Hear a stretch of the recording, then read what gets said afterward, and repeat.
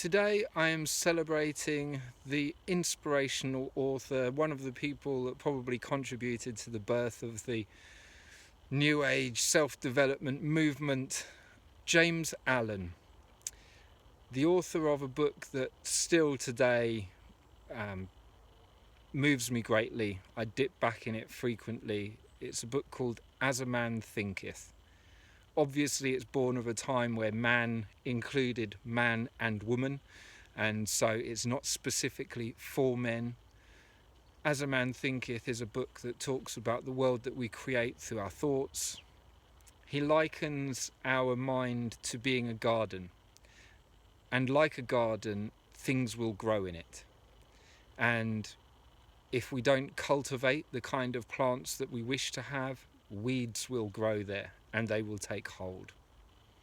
He uses many poetic metaphors to help bring to mind quite how important it is to control the thoughts that we allow to inhabit our minds on a regular basis. As a Man Thinketh is a really profound book, and it can be read in the space of an hour. And no matter how many times I've read it, which is many, I still find myself getting lost, finding myself picking the book up again and going, oh my goodness. So I'm very grateful for this book in my life, because it takes 2 pages to be, oh my goodness, back in the room, realising how lost I've become, how far off the path, how much I've allowed myself to dwell on negative emotions. And and I'm not one of those people, and he is certainly not advocating the idea that we just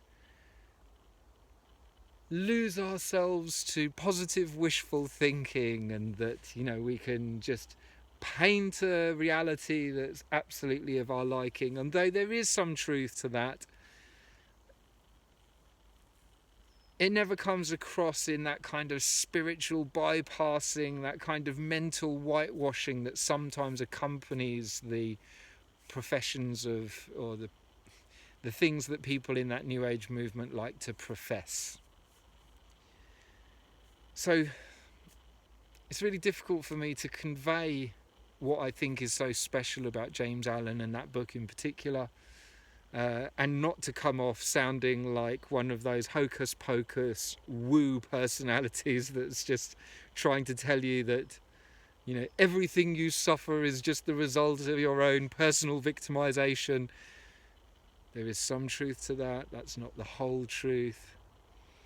But James Allen, I believe, manages to do it in a way which is compassionate, which is based in reality, and yet affirms very powerfully a positive way of thinking that can help us when times are tough.